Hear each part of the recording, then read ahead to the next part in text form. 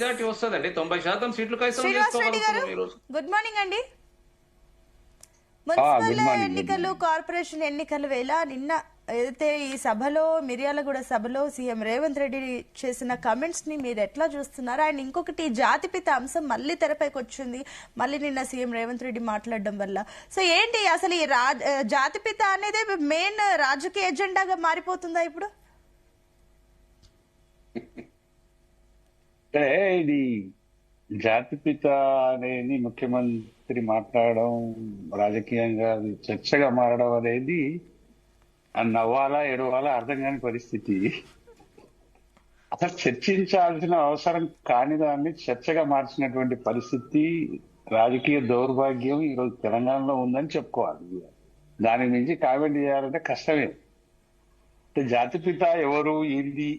No doubt తెలంగాణను ఒక political movement నడిపి సాధించడంలో ఒక ప్రముఖ వ్యక్తిగా కేసీఆర్ ని ఎవరు కాదను, ఇంక్లూడింగ్ ఏ పార్టీ వాళ్ళైనా లేకపోతే తెలంగాణ ప్రజలైనా కాదనే సమస్య లేదు. అంతవరకు మనం అంగీకరించాల్సిందే. దానికి జాతిపిత అని ఆ పార్టీ అభిమానులు కావచ్చు, కేసీఆర్ కావచ్చు, లేదంటే ఇతరత్ర ఎవరైనా కావచ్చు, వాళ్ళు అభిమానం కొద్దీ మనసులో అనుకుంటే వాళ్ళ వ్యాఖ్య చేస్తే దాన్ని తప్పు పట్టాల్సిన అవసరం మనకి ఎవరికి లేదు. కాకపోతే ఇప్పుడు దాన్ని ఏ ప్రభుత్వమో ఇచ్చిన గుర్తింపు కాదు అది. అటువంటి అభిమానం లేకపోతే అటువంటి అభిప్రాయం కేసీఆర్ మీద ఉంటే ఎవరైనా అనుకోవచ్చు, దానిలో ఏం తప్పలేదు. కానీ అదేదో అఫీషియల్ గా అదేంది భారత ప్రభుత్వం ఇచ్చింది అనే పరిస్థితి కాదు కదా. కాబట్టి దాన్ని మనం అంగీకరించవచ్చు, అంగీకరించకపోవచ్చు, డిఫర్ కావచ్చు, నో డౌట్, అది తప్పేం కాదు. కానీ ముఖ్యమంత్రి స్థాయి వ్యక్తి ఆ పదాన్ని పదే 2 రోజుల నుంచి ఒక పొలిటికల్ ఇష్యూగా మార్చడం అనేది చాలా విచిత్రంగా కనపడుతుంది. అవసరం ఏముందండి? నిజంగానే రేవంత్ రెడ్డి గారు పదే జాతిపితనా అని ఆఖరికి కేసీఆర్ ను నిజంగానే జాతిపితగా మార్చేటట్టున్నాడు. అంతే కదా. పదే చెప్తుంటే ఏమవుతుందంటే ప్రజల్లో కూడా నిజంగానే జాతిపితనా ఏంది అని అనుకునే పరిస్థితిని ఎవరు చేస్తున్నట్టే రేవంత్ రెడ్డి చేస్తున్నట్టు అనిపిస్తుంది నాకైతే. ఏదో విచిత్రమైన పరిస్థితి. ఏం అవసరం ఉందండి ఆయనకు? అక్కరలేని విషయాన్ని చర్చగా మార్చి, మున్సిపల్ ఎలక్షన్ జరుగుతున్నాయి, ప్రభుత్వం కొన్ని చెప్పాలి, ప్రజలకు ఏమేం చేస్తామో చెప్పాలి, 2 నెలల్లో ఏం చేసినామని చెప్పాలి. ప్రతిపక్షం కూడా గత 10 ఏళ్లుగా పరిపాలించింది, అది కూడా కొంత నైతికత కోల్పోయిన పార్టీగా ప్రజలకు కనపడుతున్న పరిస్థితి. ఎందుకంటే ఈ ప్రభుత్వం చేస్తుంది, వాళ్ళు కూడా చేసిపోయింది. కాంగ్రెస్ నాయకులు అందరూ ఏం చెప్తున్నారు?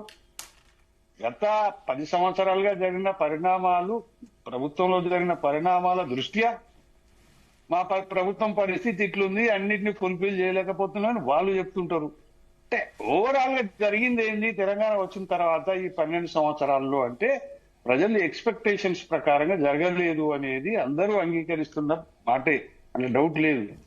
దానికి కేసీఆర్ ను రేవంత్ రెడ్డిని తిట్టము, రేవంత్ రెడ్డిని బీఆర్ఎస్ తిట్టడము అదే జరిగిపోతుంది తెలంగాణలో. కానీ జరగాల్సింది ఏందో జరుగుతలేని పరిస్థితి అయితే ఉన్నది. ఇంకొకటి శ్రీనివాస్ గారు, ఇప్పుడు జాతిపిత అనేది సరే, కేసీఆర్ కాదనే విషయం పక్కన పెడితే సోనియా గాంధీ పేరు ప్రపోజల్ కూడా వచ్చింది మళ్ళీ చర్చలో.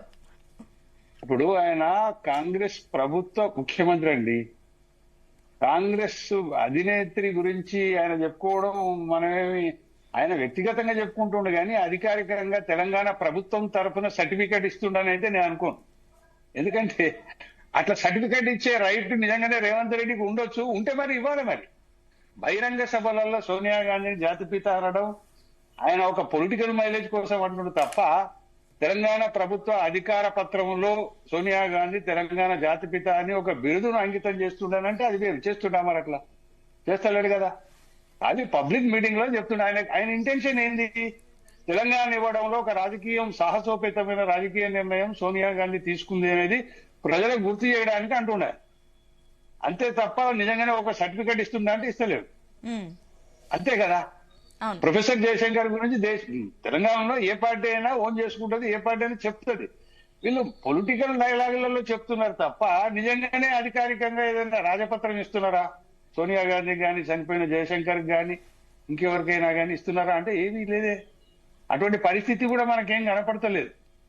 ఇప్పుడు నిజంగానే దురదృష్టం ఏంటంటే ఇప్పుడున్న ముఖ్యమంత్రి కూడా ఇంత ముందుకు మన మిత్రుడు బీఆర్ఎస్ ప్రతినిధి చెప్పింది కొంత నిజమే అనిపిస్తుంది ఓసారి. ఎందుకంటే ఈ ఏపీ గాలి గలోజ్ పొలిటికల్ కల్చర్ తెలంగాణకు ఇంపోర్ట్ కావడం చాలా ఇబ్బందికరంగానే మారుతుంది. ఏందో డే బై డే ఆ పరిస్థితి రావద్దు మనకు. Yes, నిజంగానే అంటే no కుల doubt రాజకీయాలు గతంలో కూడా ఇప్పుడు తెలంగాణలో కొత్తగా తెరలేపుతున్నారు. ఏంది అది, అదే కుల రాజకీయాలు కావచ్చు, ఆంధ్ర స్టైల్ ఆఫ్ పాలిటిక్స్ కావచ్చు. ఇది ఒక కాంగ్రెస్ పార్టీ ముఖ్యమంత్రి నుంచి మనం ఎక్స్పెక్ట్ చేయలేము, కానీ మొట్టమొదటిసారి రేవంత్ రెడ్డి గారి నుంచి కొంత చూస్తున్నాం. మరి అది దురదృష్టకరం. అది ఎవరైనా ఈ ఇబ్బందులు. కాకపోతే ఒకటి చెప్పగలుగుతాం మనం, కేసీఆర్ హయాంలో గతంలో గాని సరే మూవ్మెంట్ కాలంలో రాజకీయ భాష కేసీఆర్ ఎలా ఉండేది అని అంటే అది ప్రజలు యాక్సెప్ట్ చేశారు, నో డౌట్.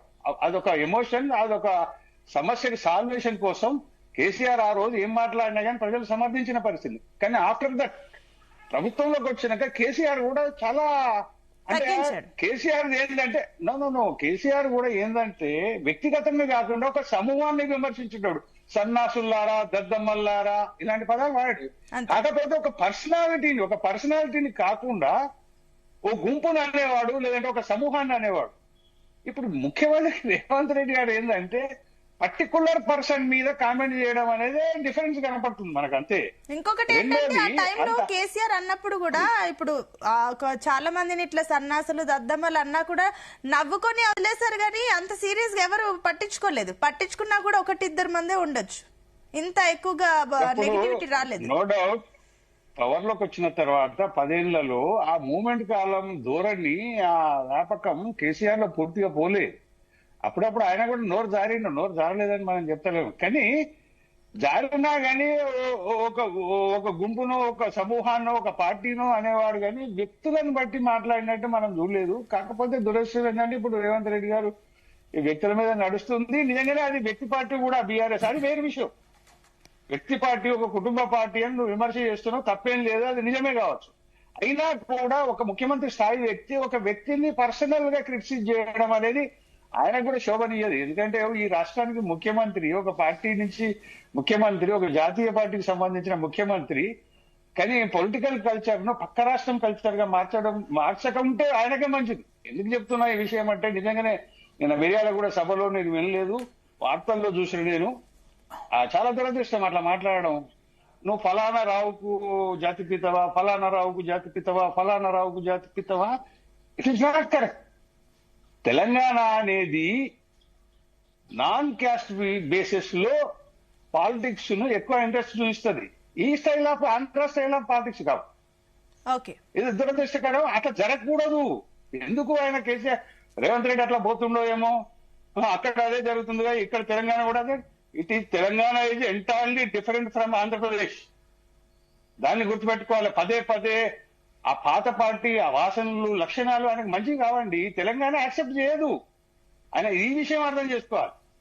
ఎస్, ఇప్పుడు నేను ఏ పార్టీకి సంబంధం కాదు, బీఆర్ఎస్ బాగా ప్రభుత్వం పరిపాలించిందని నేను చెప్పను. చాలా దోషాలు ఉన్నాయి, కేసీఆర్ చాలా తప్పులు చేసి, నో డౌట్. కానీ దానికోసం ఒక జాతిపిత అనే పదాన్ని తీసుకుని ఆయన పదే పదే అదే చెప్పడం, ఆ పక్క రాష్ట్రం స్టైల్ పాలిటిక్స్ ని ఇక్కడ తీసుకురావడం, ఇది యాక్సెప్టెన్సీ రాదు తెలంగాణలో. నేను ఇది చెప్తున్నా. నువ్వు సమూహాలను, సమాజాలను ఓన్ చేసుకోవాలా తప్ప ఇంకో సమాజాన్ని తిడితేనేం ఇంకో సమాజం పోలరైజ్ అవుతుంది అనుకుంటే అంతకు మించిన దురదృష్టకరమైన రాజకీయాలు ఇంకోటి ఉన్నాయి. జరగదండి అట్లా. It is not possible. నేను ఎందుకు చెప్తున్నా అంటే ఏదో కళ్ళలు ఉన్నారు, మీడియా కూడా పిచ్చి పనులు చేస్తుంటారు. అంటే ఏంటంటే అయినదో మాట్లాడితే దానికి ఇంకేదో ఆపాదించి ఓ ఖమ్మం, వరంగల్, నల్గొండ, మహబూబ్ నగర్ ఆ బెల్ట్లో ఈ రకంగా మాట్లాడుతుండు. సో అండ్ సో సామాజిక వర్గాల కోసం, సో అండ్ సో సామాజిక వర్గాలకు వ్యతిరేకంగా ఎంత మా తెలంగాణలో చూసినామంటే ఇటువంటిది ఎప్పుడన్నా ఏ పార్టీ అయినా ఉండని. అనేక పార్టీలు తెలంగాణలో బతికినాయి, సచ్చినాయి, పుట్టినాయి, పుట్టబోతాయి, నో డౌట్. కానీ లైక్ దిస్ పాలిటిక్స్ మాట it is not correct in Telangana politics. ఇది రేవంత్ రెడ్డి గుర్తుపెట్టుకోవాలి. ఆయన ఏదో అనుకుంటాడు, కానీ అది రివెంజ్ లెవెల్లోకి వెళ్ళిపోతే కాంగ్రెస్ ప్రభుత్వానికి చాలా ప్రమాదం వస్తుంది. ఏమనుకుంటుండే ఆయన, ఏందా ఒక సామాజిక వర్గానికి ఏం వర్గం పెట్టిండని ఆయన ఒక సామాజిక వర్గాన్ని పోలరైజ్ చేసుకోవడానికి మాట్లాడుతుండే. ఏ వర్గం పెట్టింది చెప్పండి, ఏముంది చెప్పండి. అంతా ఇప్పటికీ మేడం జస్ట్ 1